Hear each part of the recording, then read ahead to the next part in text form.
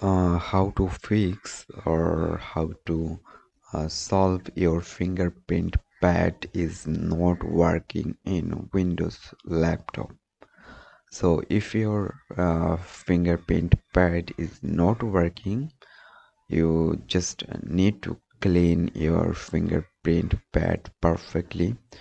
And after clean your fingerprint pad, you just need to check it's working or not.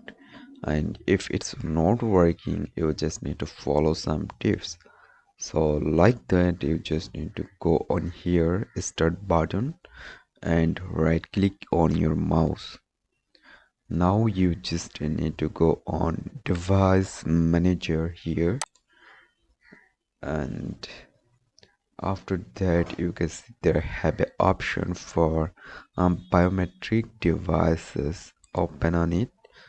Now you can see touch fingerprint scanner or sensor. You just need to click on it and right click on your mouse, and you just need to update this driver. After completely update, you just need to restart your laptop, and after that you just need to check it's working after that.